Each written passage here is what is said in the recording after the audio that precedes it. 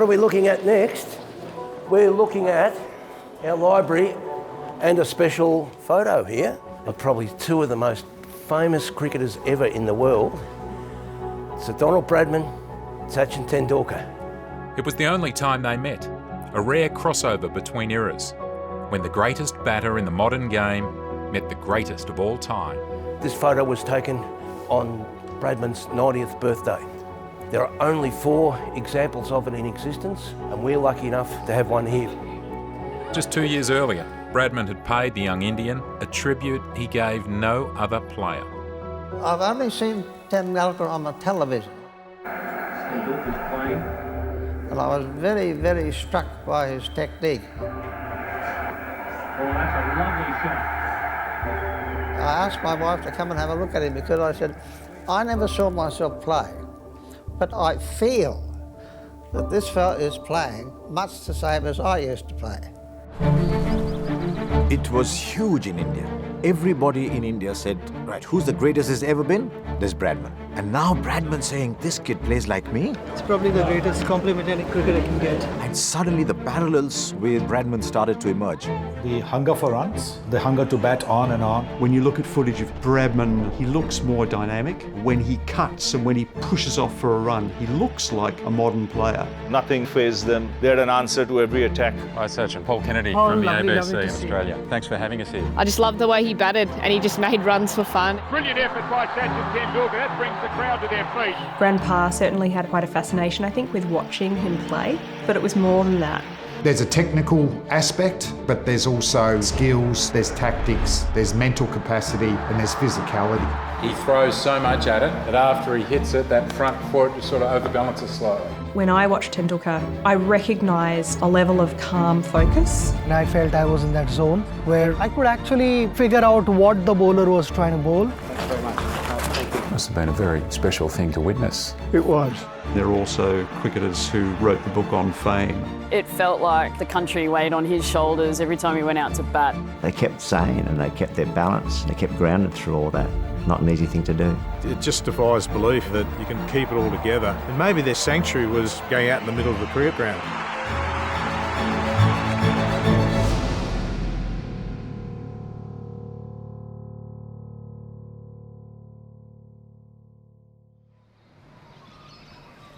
The best I ever saw and the best I never saw. 2 players from opposite sides of the world and completely different eras.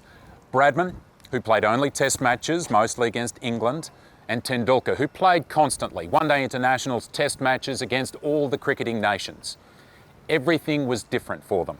The pitches, the padding, the pay, the rules.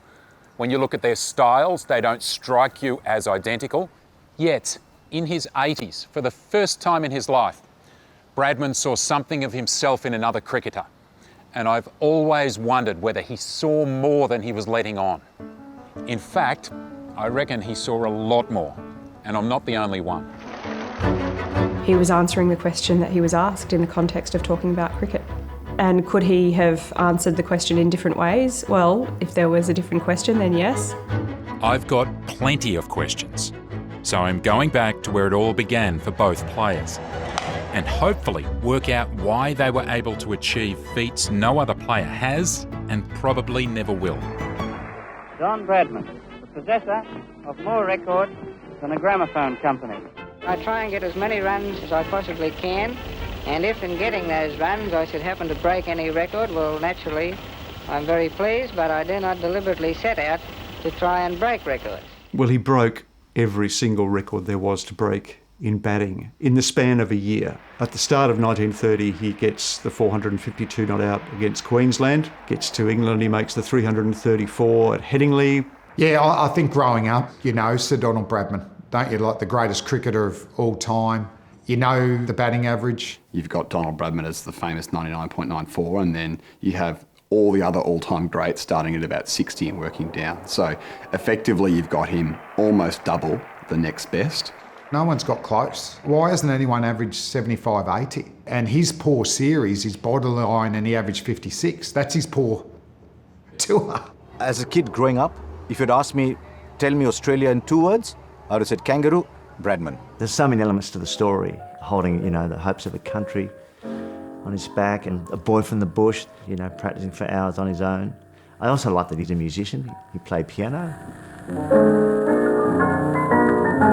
As a grandpa, he was awesome. I adored him.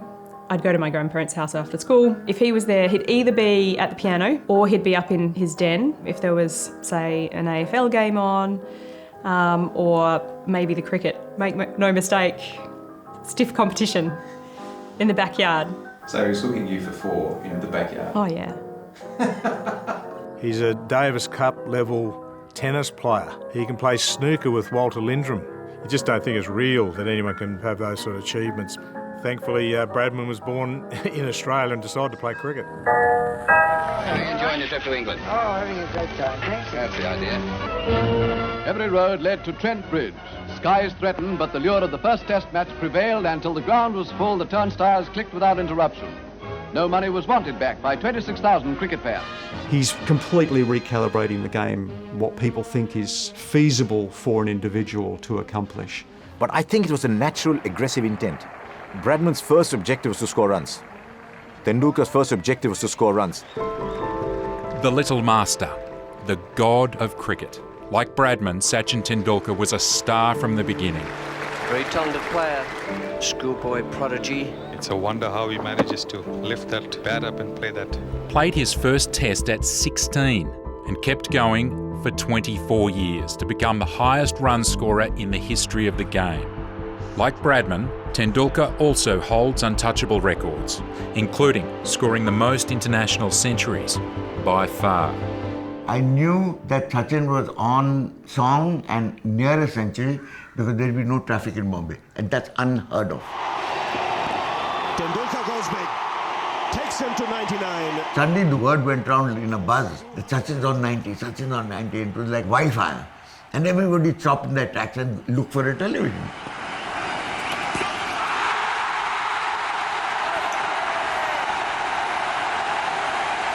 I definitely remember having a T-shirt of Sachin Tendulkar that I used to wear a lot. He was just a class above the rest. And then as soon as he stopped batting, I put my Aussie shirt back on. Well, the new batsman, Sachin Tendulkar. Well, it was during that tour in the early 90s. The Indians were in Australia, and that was my first sighting of Tendulkar. We'd heard a little bit about this prolific youngster, but I hadn't seen footage of him in action at that time. Teenage sensation Sachin Tendulkar again showed off his considerable skills. So first impressions are pretty impressive. That's when I first saw greatness from 22 yards. Because it's one thing getting runs, it's another thing watching a kid who's 18 years of age dominate an Australian attack like the way he did. Wex, there's a chance, it's fine, he'll get it, uses wide, he'll come back for the second, surely. Yes, here he comes, it's great running, well played, Sachin Tendulkar. Yes, the youngest player to score a Test 100 in Australia.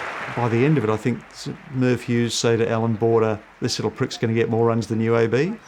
Yeah, I probably do remember him saying that because, I mean, we just saw this kid, he's 18 and he's peeling off hundreds, and you're just thinking, well, if he stays injury-free, I mean, how many runs is this guy going to get? And then he gets to Perth where the ball is flying and he plays this brilliant hand where he goes a shot a ball.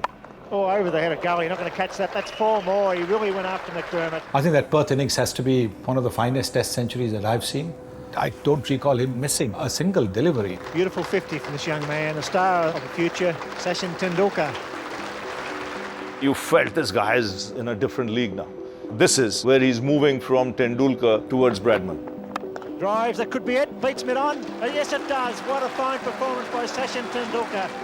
So that's effectively a 2-axis chart. You're looking at total runs, total test runs, versus career batting average. Bradman and Tendulkar are the peaks on either of those axes. Tendulkar making the most runs over the longest period, and Bradman having the highest average by far. He's one of those people that you just want to go and see. You know, I want Australia to win, but please let Tendulkar make a century. Especially back in 2011.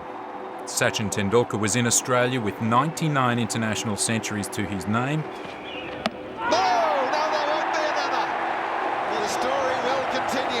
But it didn't go to plan.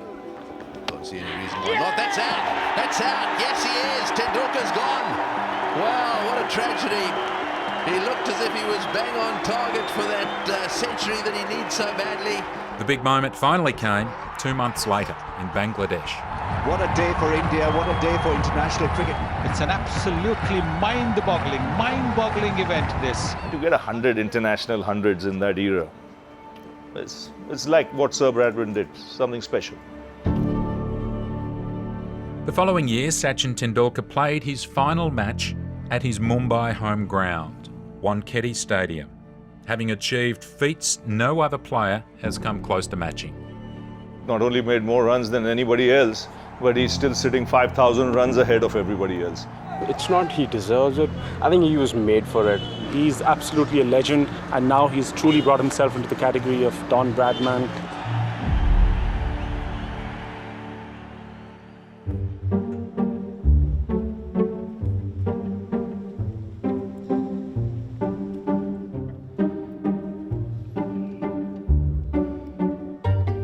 They don't build museums like this for many cricketers. We have artefacts and statistics, but not much vision of Bradman playing. It's why Bradman said he never really saw himself play. But what clips we have still tell a story.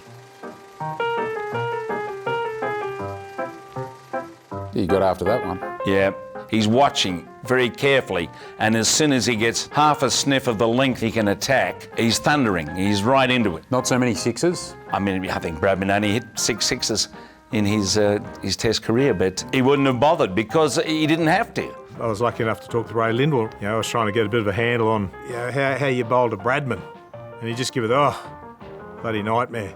He said the crack off the bat was just quite phenomenal. But he was so busy. As you can see in this stuff, he scuttles between the wickets. Bradman didn't tire over the course of the day. His partners would complain at 5:30. They were new to the crease and he'd been there all day and they were still at risk of being run out because he was that quick between wickets. Even the question was asked back in the day, Don, how did you do it? And he's taken part in these instructional videos. Would you mind showing us 1 or 2 strokes now? Just illustrate a few little shots for you, mate. Front foot cut. Look at that bat speed. Look at the bat speed on it. And you have what is known as a hook shot. That covers practically the whole of the area hear it. It's like right round the field. Then you also have what is known as a pull shot. He demonstrates a pull shot of the front foot. Then we have the late cut.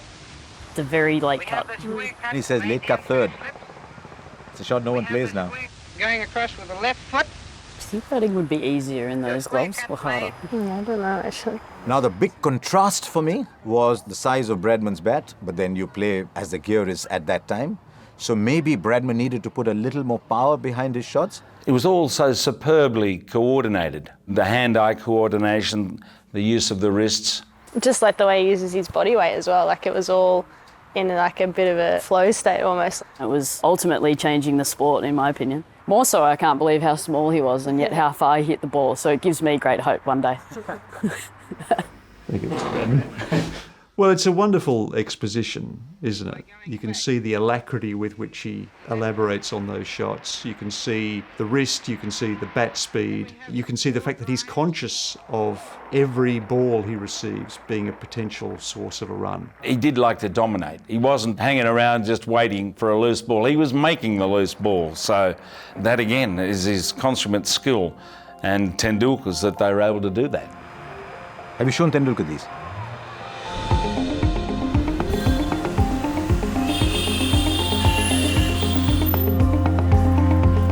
When Sachin Tendulkar was playing on the streets of Mumbai, this was a city of 10 million.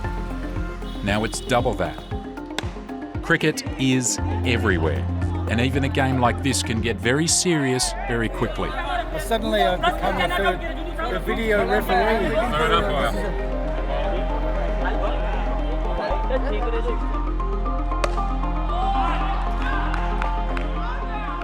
It's great. Good fun. Really good fun. And you still see his face wherever you go. I'm on my way to Mumbai's Temple of Cricket. Welcome to Wankhede Stadium. Wow. You know, it's been one of the great dreams of my life to come here and have a look at this stadium. Oh, okay. Here it is. The iconic Wankhede balcony. Magnificent. And this is where the players stand and jump and celebrate. The famous balcony that you saw on cameras with the 2011 World Cup victory. India lift the World Cup. 88 years, the parties start in the dressing room. And that's where the opposing team That's sits. the visiting team, this is the home team. That's uncomfortably close, I would say, yeah. Okay, the famous steps. Yes, this is where he walked out for one final time. And this is the first time that his mother, his family members were actually at the ground watching the match.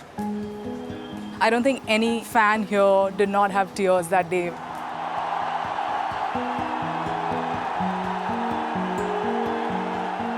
The memories that you've left with me will always be with me forever and ever. Especially Sachin, that will reverberate in my ears till I stop breathing.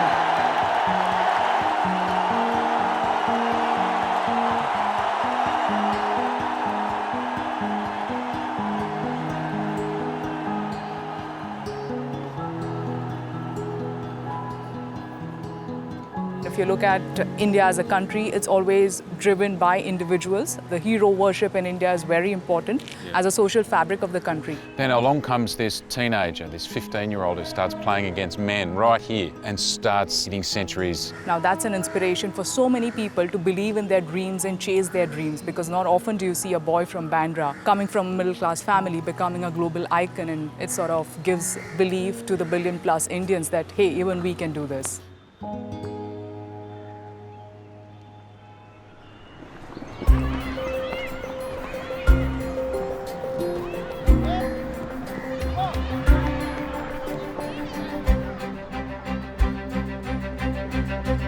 Hi, Sachin. Hi. Paul Kennedy Paul, from the lovely ABC to in see you. Australia. Thanks for having us here. Absolute pleasure. It's the start of a new season and the first day for a new batch of scholarship students. It's 30 degrees and nearly 100% humidity. I'm the only one breaking a sweat. There are 14 boys and 3 girls, and we are going to try and encourage them. This camp would be free of cost for them for a year. So full sponsorship, And they don't have to worry about absolutely anything. Nothing. They just have to turn up and play. Yeah. That's the least I can do. I think the game has given me so much. And well played. Shot. Good shot. I'm going to show you the 1930 Excellent. Bradman's Clinic. I've seen this. Yeah. Full shot must have been devastating. Yeah. The bat speed was just incredible. When he's demonstrating pull and hook, it's like a whip. It goes, you know, you can hear that. That's what his teammates said, it sounded like a whip. Yes, it did. He could score 360 degrees, like the modern player. Somebody who's well ahead of his time is always going to do that.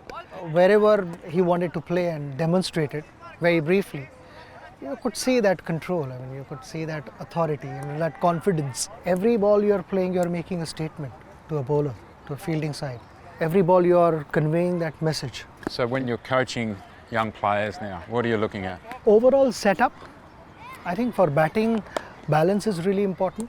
The grip, back lift, all those things are important. But intent is more important than anything else. When I started playing, the first thought in my mind was to hit a ball for a boundary. And if the ball was a decent ball, then I would look to punch it in a gap, wherever. If it was better than that, then maybe, you know, guide it for a single. A little better than that, block it, and if I had to let the ball go, then that's plan D. That was my last option, to let the ball go. The first option always was to hit the ball. Which is very much the way Bradman approached batting. Absolutely. I'm going to ask you, what do you think Sir Donald Bradman saw in you that he recognised in himself? That's a tough question to answer. That's a massive statement.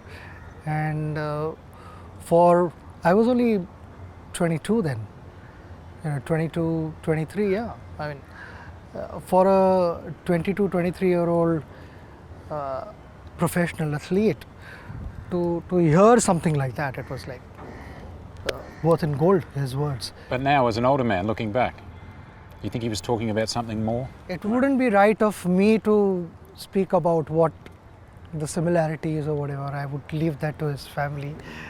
And तुझा leg stump वरती उभा राहणार ना, leg stump कुठे? When I think about what Grandpa thought of Sachin, he had such admiration for the man first and foremost. And I can't ever remember that not being the case.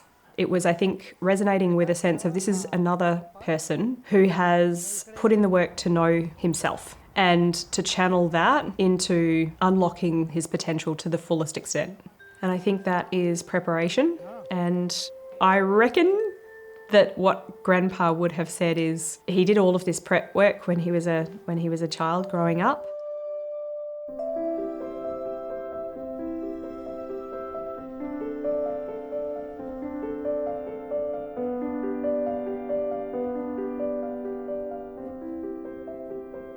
Shepherd Street was a very, very full house. Full not just of people, but full of laughter and full of curiosity. I think there was a real sense of, aren't we lucky to have this one life? Let's all go out there and eat it up. Sitting at the piano with his big sister, learning from her, a real sense of support and camaraderie and, bottom line, I guess, family. Anyone, I think, who grows up in a household full of sport and creativity and, music and art is a lucky human. What's the general reaction when people come and visit this house? Well, quite remarkable, and I'm always surprised. When you go to a historic house, you're treading the same boards, you're breathing the same air. It's as close to a person as you can get. Please, come on in. Okay, thank you. This is where Don and his brother Victor slept. All the vents are original, and this is the parlour. The Bradmans were a very large family. There were 5 children. Behind that piano against that wall is in fact the tank stand. You can imagine Don's sisters, who each played the piano, trying to practice while Don's making a racket out there. Bradman never knew which way that ball was going to twist and dart next, and trying to follow its flight gave him an eye like a gimlet and wrists like quicksilver. But of course at the time when I was doing it had no meaning at all for me other than the fact that I was just enjoying myself. I used to play away for ages out there on my own, and it was just fun. I had one golf ball which was slightly out of shape, and I got this weird idea that, why not, use a blade and start cutting the ball and make it kind of egg-shaped ball. And then I would ask my aunt to throw that ball at me, and I would be practicing back foot defense with soft hands in the living room. I had to play with soft hands, otherwise it would break everything in the house. You see so many athletes that have such unique capabilities. They're almost inventing games for themselves where you're not getting that from normal training regimens. So for both Tendulkar and Bradman, learning to play the game with golf balls to make it even harder for themselves, tapping into imagination and that dreamlike state, it feels like both of them seem to have. Oh! So this is the tank stand? Yes! This is where it all happens. So, can I touch it? Of course you can. You can even hit a golf ball against it as well. It's beautiful. It's beautiful. We are touching you down. You are touching you down. It's going away. I'm getting goosebumps, and it's a great feeling that, I am walking on the same place where Sir Don used to practice. Whoa! Oh, careful. The moment I come here, I feel he's walking. So this is where you grew up with Sachin? Yes, It's a special absolutely. place. This was his building actually, 4th floor. Yeah. And I used to live on the 3rd floor. And all the cricket, as you can imagine, used to happen in the grounds. Yes. Or in this lane. He used to love injuring us. He used to bowl those bouncers with the rubber ball 3 steps and used to go boom. Yeah. So he enjoyed the bowling more than the batting when he used to come here. Tough to face. Tough? For you. Impossible. You will not believe the speed at which that man used to bowl. Really? And he used to cheat. He used to go 2 paces up and he used to bowl. And I can assure you that rubber ball was at the speed of what Brett Lee is bowling. I swear to God. I was a naughty kid, I would say, completely out of control. I don't know how my parents were so patient with me. I actually fell from a mango tree. Right. And my brother said, enough is enough, he has to go, and he's got too much energy. Yeah. He's got to go on cricket field and practice there, join a summer camp. The mango tree was right here and Sachin had climbed up on it and one of the branches fell down with a loud crunchy sound, which I remember it vividly. I don't know how Ajit saw what he saw in a 12-year-old, and he was proved right, and all the mischief came to use, I guess. My friends tell me that whenever I was batting, my brother was never contactable. He would go on long drives. He didn't want anyone to tell him what was happening in the match. Once the series got over, we would sit at home together and watch all my innings hours on end. So he was another coach. Oh. Yeah, I mean, he was He was my coach from the time I picked up a cricket bat. There were challenging moments along the way. That is where the family comes into play. My father was a professor, also a poet. He wrote few books. My parents also enjoyed music. Mother would be sometimes, humming songs. Both my brothers followed cricket, and my sister, who gave me the first cricket bat of my life, always made sure I was in a good space. And then when I got married, it was Anjali, then Sara and Arjun, my children. Right from my first game in my life till the last game in my life, I got nervous before I was playing. I remember Anjali telling me, "Are you sulking with me?" I said, "No, I'm just preparing for the game tomorrow." I'm in a different zone now. Athlete goes through various emotions, highs and lows, and to be so patient in this partnership was really important. It was a combined effort, and that's why I say that I felt like a Formula One car where multiple guys were working for the team, and I was the face of the team. And I would join my parents only on weekends and my friends in Bandra, but otherwise I lived in Shivaji Park.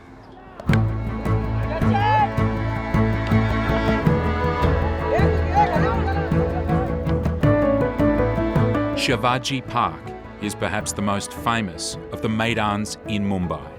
It's 10 o'clock on a Sunday morning and there are hundreds of cricketers here in the one place. No net sessions today. This is more of an informal games, not much defence, all out attack. And this is what they do all the time. If you get caught by a player in the game next to you, you're out. Well, that might be the biggest thrill of my modest sporting lifetime. You feel like you're at the centre of cricket here. The other thing I've noticed is this stifling heat, but the players seem unaffected by it. The cricket is non-stop in Mumbai. They're playing, they're practicing, they're being coached. Sure, there are academies, but it's this volume of cricket that makes India a world power in the game. You've got to watch where you're looking, by the way. They're hitting sixes and fours all over the place. In India, there's a much stronger tradition of the student and the guru, and in Tendulkar's case, that's Ramakant Achrekar. Achrekar sir's influence was huge in my career. He tried changing my grip. So his thought was too much bottom hand? Yeah, I mean, he felt if I could hold the bat slightly up on the handle, it would change my game. But he was sharp enough to understand that it's taking away my natural flair, the control that I had. And so sometimes it's better to let a young player do what is working rather than overcoach. Just important to make minor adjustments here and there. It's like cooking food. If the salt is missing, you don't start cooking again. You just add salt. A little bit of variation can, change the taste. And the same thing here. Minor adjustments can change your game. So it's important when not to coach as well. I saw him first as a school kid and he was playing against some of the fastest bowlers in the nets. The way he batted, I remember going back home and telling my wife that, look, here is a special talent. Then he makes his Ranji Trophy debut at 15. He gets picked for India to go to Pakistan in 16. And by the time he was 16, he might have played more matches than any 22, 23-year-old. When he played his first test, he was in overdrive already. So, Bakar Yunus to Tendulkar. That's a good shot. That's 4 runs. And then to go and play the pace attack like that. I mean, Imran, Wasim, Waqar, he just battled through. Again, Tendulkar, he doesn't like it quick at all. I think he may have taken that on the face. So early on in my career, I realized that if I have to be successful against fast bowlers, I should be able to punch on my back foot. I liked a lot going on my toes, and I thought I was able to transfer that power behind the ball. My back foot shots invariably would be there and this. So I would punch the ball, not go full flow. When I got on the toes, I was able to be on top of the ball and I was able to generate power. Holy cow. Tendulkar heaving away through mid-wicket. You could just see how poised he was at the crease. Nothing really fazed him. You got bowlers coming in and bowling at 150 Ks. He wasn't fazed by that. It's not a bad shot either. He loved pace. He loved someone coming at his head. He just got into great positions, always had time to play the quicks. When you have that much time, it makes a huge difference.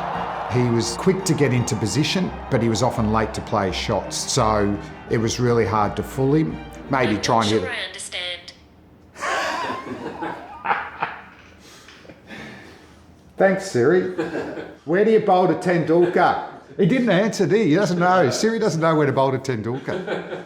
From the time it leaves the bowler's hand until it reaches you is of the order of a seventh of a second. So in that short space of time, you've got to make up your mind where that ball is and either try and play a scoring shot off it or a defensive shot or get out of the road. Now, that is a pretty tall order. I think Bill Ponsford said it, the secret to Don's quite simple. He sees the ball a yard sooner than the rest of us. His eyesight wasn't exceptional. It's just this very particular gift. I can only imagine bowling to someone like Bradman. Like, you just would have felt like it wouldn't matter where you pitched the ball. He had an option and an answer to that. He knew instantly when the ball was pitched what shot he was going to play and exactly where his body would end up. Obviously, his brain was calculating what was happening just that little bit quicker than everyone else. And I think that's what you see in Tendulkar. He had a gift as well, like Bradman. He was just a little bit better than everybody else and he exploited it.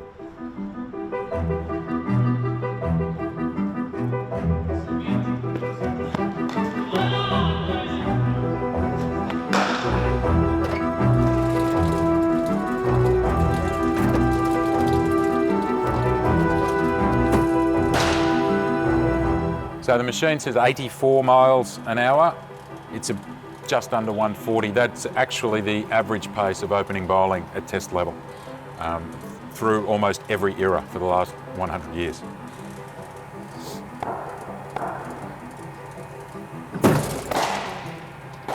And he's pretty comfortable. So I'll try and face that fast bowling for everyone out there that wants to know what it's like from a park cricket viewpoint. Is there anything you can tell me so that I don't get hurt while I'm facing that speed? I reckon if you stay pretty side on, maybe stay sort of leg side of it, so maybe this side of the stumps, get the bat in the way. Yeah, that's why we use it. Yeah, all right. Cool. Perfect. Thanks, mate. We'll see how we go. So we're starting at about 90 kilometres per hour. That's just slightly above what spinners bowl in Test cricket. So, and then we'll go up in tens and see if I can react.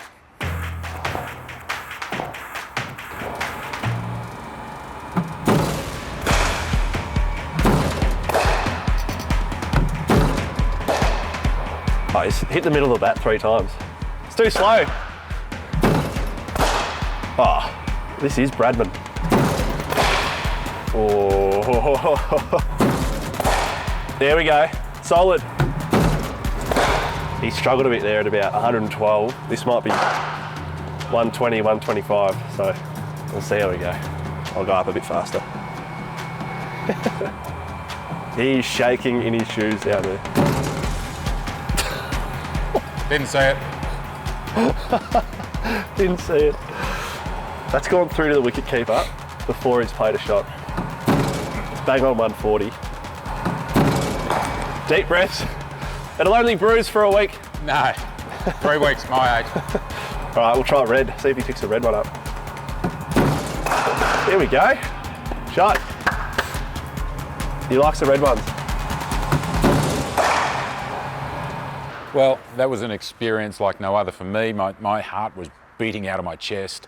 I was perspiring and I was only there for a few minutes. It's mind-blowing to know how fast that is, and it will be really interesting now to get into the lab to find out what Bradman and Tendulkar were able to do in 0.4 of a second.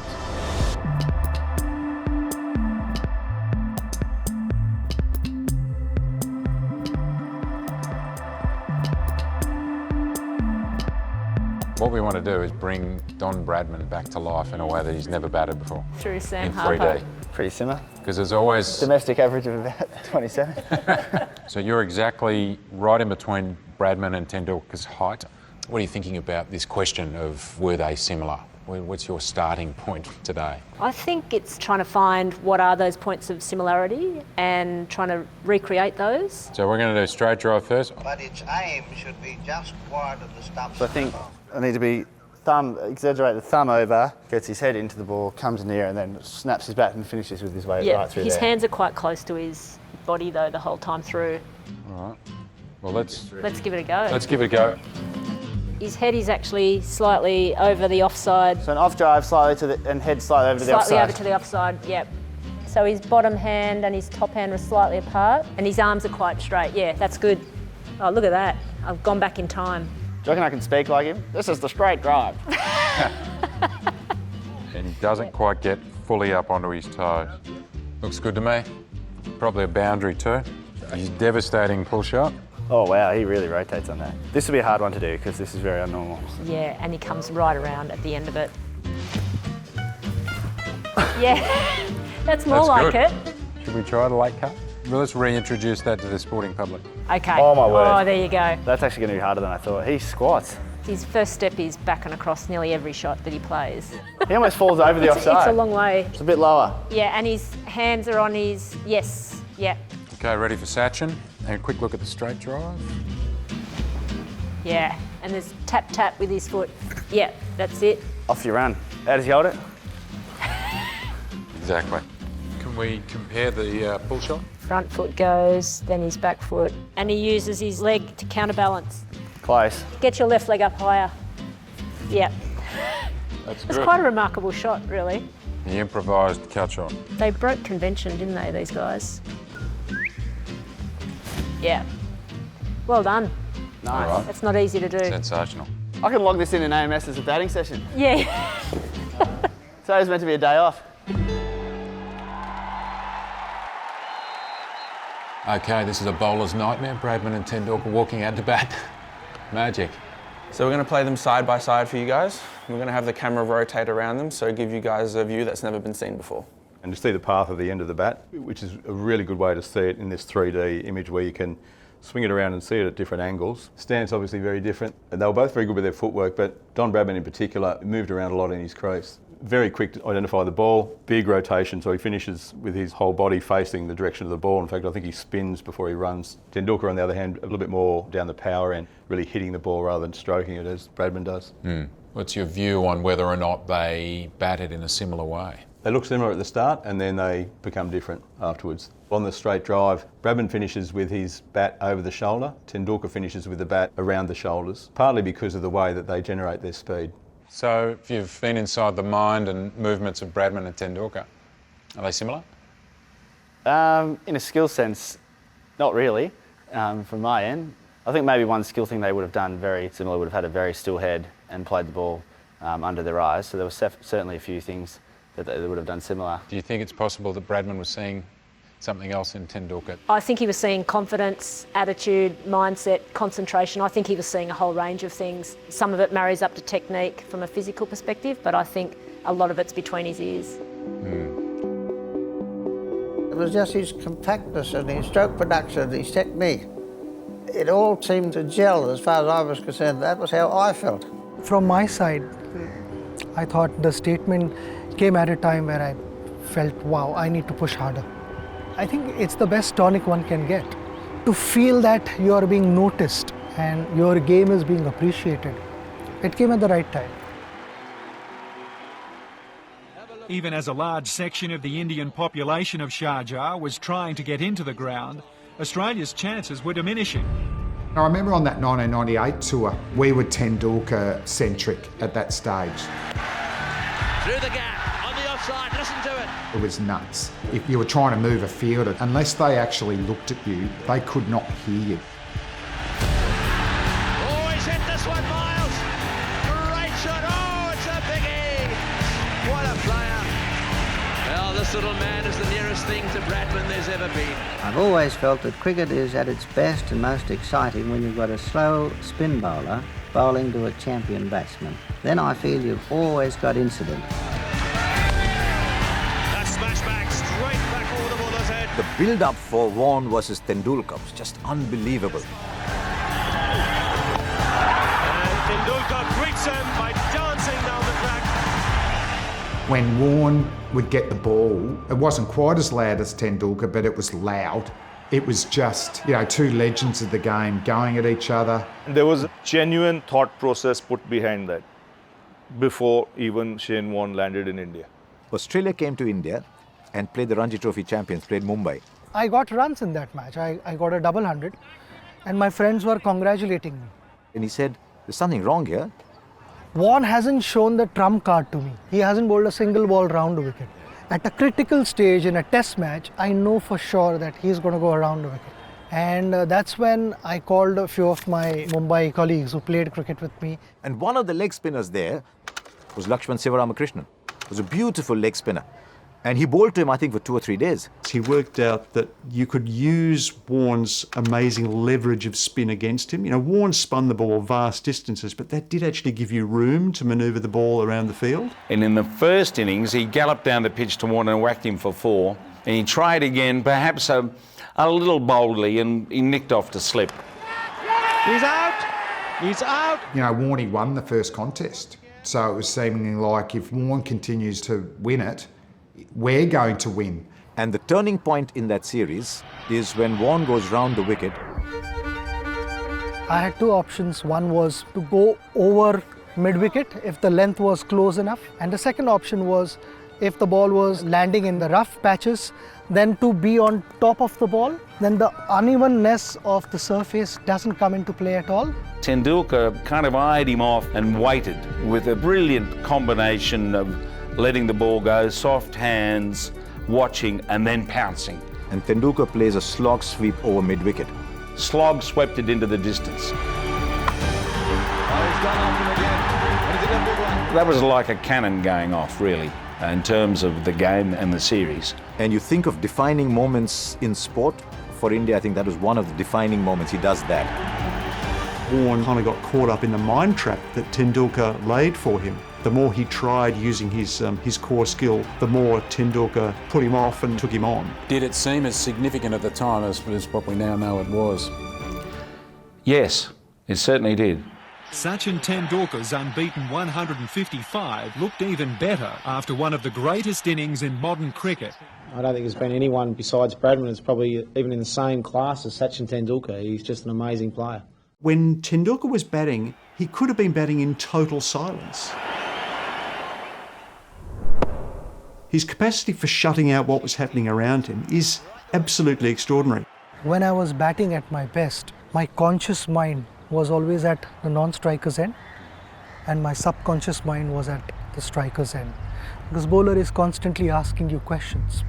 Your conscious mind has to pick that. Then once you've picked, within that fraction of a second, you have to surrender yourself to your subconscious mind. Whatever is stored in the computer, as we call it, it takes over and you react. That's brilliant from Tendulkar. He knew exactly where the space was. I think that's fascinating. I remember showing Grandpa a book on flow state, so this idea of engagement and meeting the world in flow, having this experience of time standing still. I don't know if he was sort of in 2 places at once as well, but what an extraordinary capability. When you're not in that state, you're trying to think about what the bowler's going to do, whereas when you are in that state, you know what they're going to do, and you probably can't explain why you know that. It's sort of elusive to most people most of the time. When I started playing cricket, it was pressure-free cricket because there was no pressure of expectations. My father had given me the freedom to fail as well. These days in sport, there's a real focus on mindset. Folks like Ben Crowe, Ash Barty's mindset coach, and others. And this appreciation of the importance of getting to know who you are as a person. Both of them talk about setting dreams, but not necessarily making them expectations. You know, Tendulkar's dad said, I just want you to try your best and not care about the consequences. Well, that's a superpower, because most of us get distracted by the consequences. I think Tendulkar often said, look, the critics don't know what I'm thinking or how I'm preparing and so forth, so why would I listen to them? Everybody draws comparisons with Bradman and Sachin in terms of record. But very few people, this is the first time that anybody is coming to me with a comparison of impact and of conduct and the timing of that impact and the conduct and what it did to the 2 different countries. What Australia lives through in the early period of Bradman's career is economic hardship and a sense of being abandoned a little bit within the empire by Britain. That was one place Australians could feel that pride, beating England at their own game. I think it was a big part of that. Now look at where India was India's come of age as an economic power around 93, 94, when the country opens up, foreign investment comes in, and India is now an open country as opposed to a closed socialist-driven economy. As India grew to take its place in the world, also grew the awareness that we could be as good as anybody else in the world, which under a colonial regime we were not allowed to believe. So he was very much part of that whole explosion at that time. And he was the adopted son of the country. And he took it very seriously. He actually unified the country into a nation. That is when they started comparing him to Bradman, because Bradman had the same unifying power. It was strange, but I think a little unfair because of the kind of pressure that was put on him. Every time he went out, the entire nation would sit up and watch when is he going to get 100. If he didn't, they treated it as a failure. I know he might have felt very lonely at times. When you reach those heights, it can be a very lonely place to be because you're the only one there who understands what's happening. Both Bradman and Tendulkar must have felt the weight of the world at different times from the expectations of their millions of followers, and certainly in the case of Tendulkar, literally millions of followers.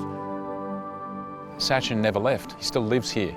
How does he live here in this city and have a life? Even today, if he goes to a restaurant, if he comes to Wankhede, he's going to get mobbed. So that's something that he's made peace with, and he tries to live around that. Even if he wants to drive his fast cars, he steps out at 1 a.m. or 2 a.m. in the morning, and that's pretty much life for him.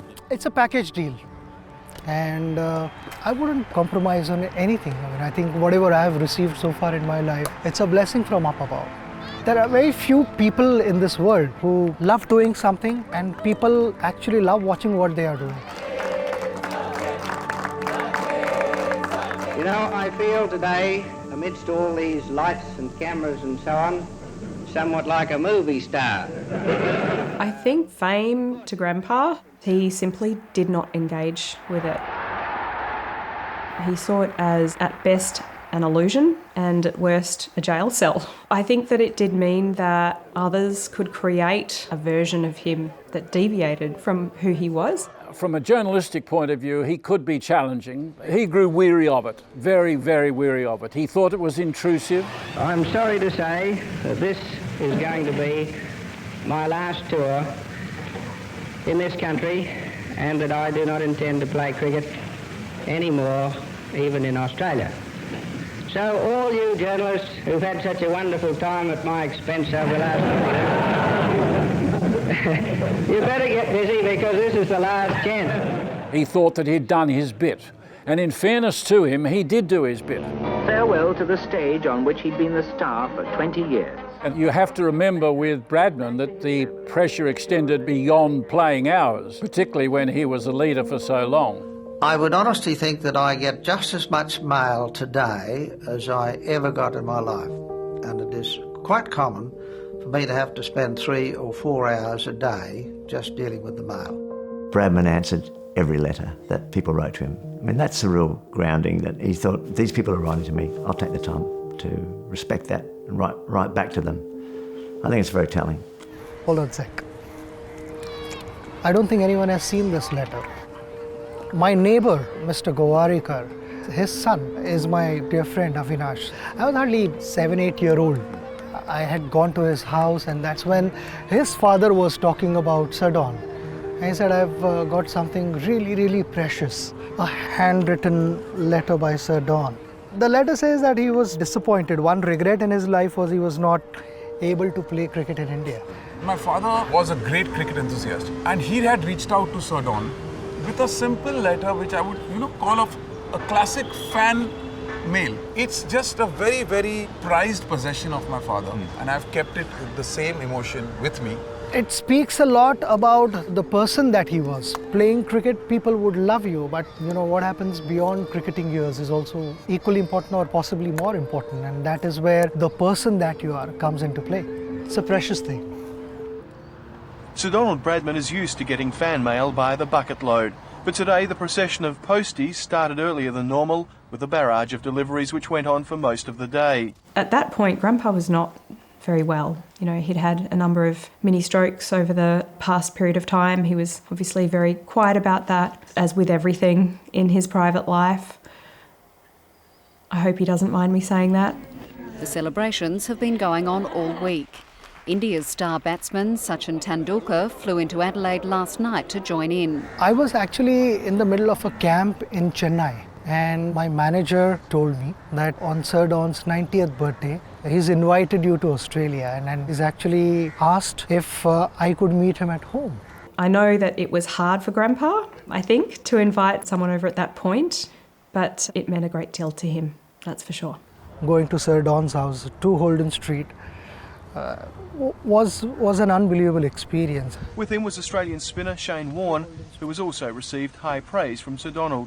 The funniest bit was a drive with Warnie to Sir Don's house, and Warnie said, "You got to start the conversation," and I said, "No, you are from Australia, you're a local kid, you should be starting the conversation, I shouldn't be." And he's telling me, what am I going to discuss with him? You two are batters, you both should be discussing batting, and I will stand there and listen to him.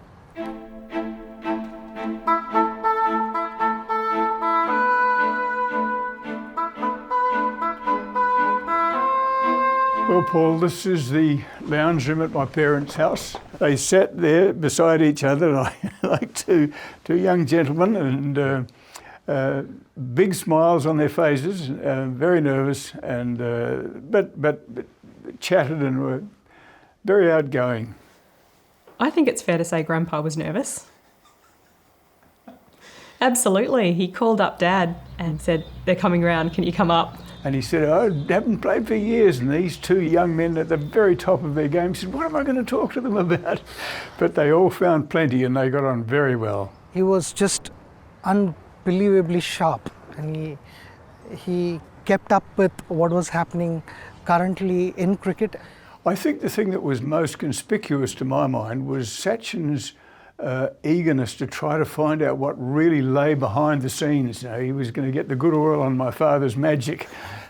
The obvious question from our side was, what would you have averaged in today's cricket, Sir Don?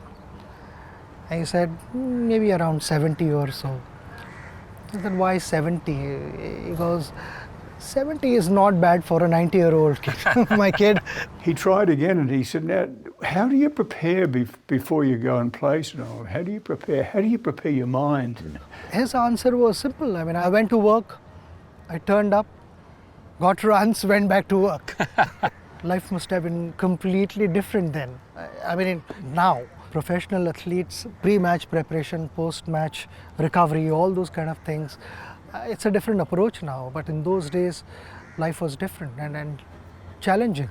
To Sir Donald Bradman, with best wishes on your 90th birthday from Sachin Tendulkar, 27th of August, 1998. A candlestick holder, a beautiful one. It's lovely, isn't it? It was a very special visit, and they were such delightful young men. Well, each of them are very humble champions. Very, yes. I think they judged each other in that way. All of them were very modest people. Must have been a very special thing to witness. It was. Thanks very much. I think that Shane being there that day would have been a comfort to Grandpa. He loved Warnie. You know, someone who he knew, someone who he trusted and respected, to meet someone that he admired so much and had never met. That official photo was front page news in India. But we in India interpreted that as saying that Bradman has anointed his heir. Bradman's heir is Tendulkar. I think I'm probably inclined to see it for what it was at the time, which was a really special meeting between 2 men who had affection for each other and admired each other.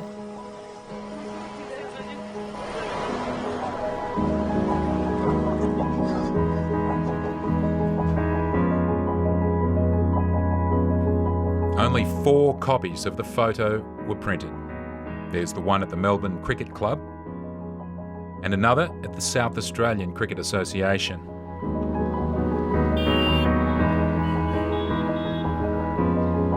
The other 2 went to India. One to Tendulkar's manager, Mark Mascarenhas, and the other in Sachin's house in Bandra West. Well, here it is. It's a special photograph capturing a special time in cricket history. I knew the Tendulkar family had a copy, but I didn't know that Sachin kept so much more Bradman memorabilia. one champion's tribute to another.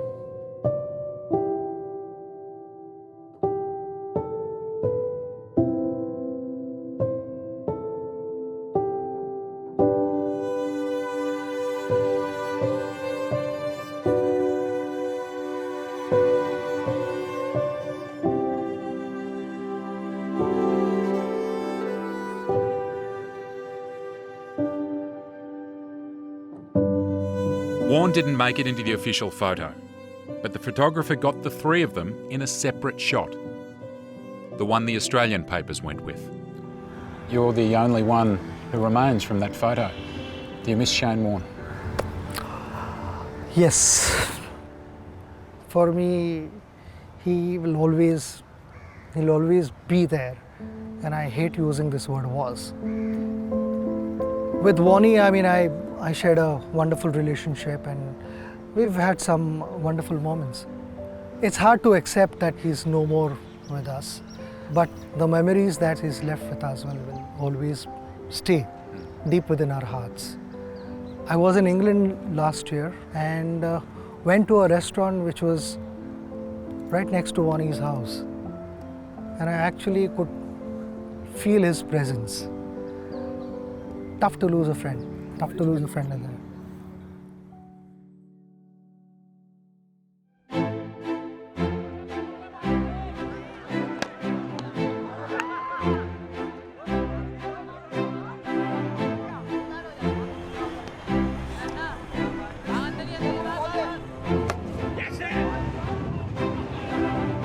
We must not become complacent. We must see to it that youth appreciates the virtues of cricket and continues to play it. And that brings me towards the close. What did Bradman see in Tendulkar? I think he saw a batsman who had such command of his game, a bit like Bradman, that he could take the decision-making away from bowlers completely. Bradman didn't say he's the second Bradman. Bradman said the way he plays reminds me of me. Perhaps to some extent, there's a little bit of a misty-eyedness as he's getting older and he sees this player and he thinks, I think that's how I played. For me, the connections between the two of them are very much around mindset and attitude and determination to be themselves. He must have seen something special. He must have been in that zone to see someone else and then get that feeling that this bloke's in the same zone too. I think he'd recognise the calmness, the joy. He often had a smile on his face, playing. He just really enjoyed it. I think Tendulkar had the same. The legacy from both of them is to enjoy the game.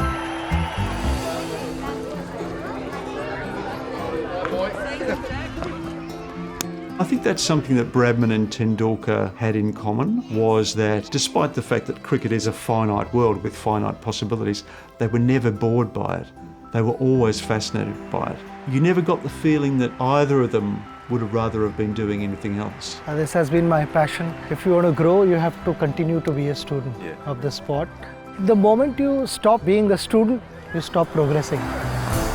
They both just enjoyed batting. I think that's at the fundamental core of it. If you enjoy that and you're good at it and it reinforces that you just want to do more of it. They probably just treated cricket like they were still playing in the backyard, even at the international level. They didn't want to stop batting. They just loved batting. There is no dispute with who was the greatest batsman ever, and there is no dispute about who's the god of cricket. We're not going to see another Bradman. We may well never see another Tendulkar. But for those who missed Bradman, we've seen Tendulkar, and we should be very, very grateful for that.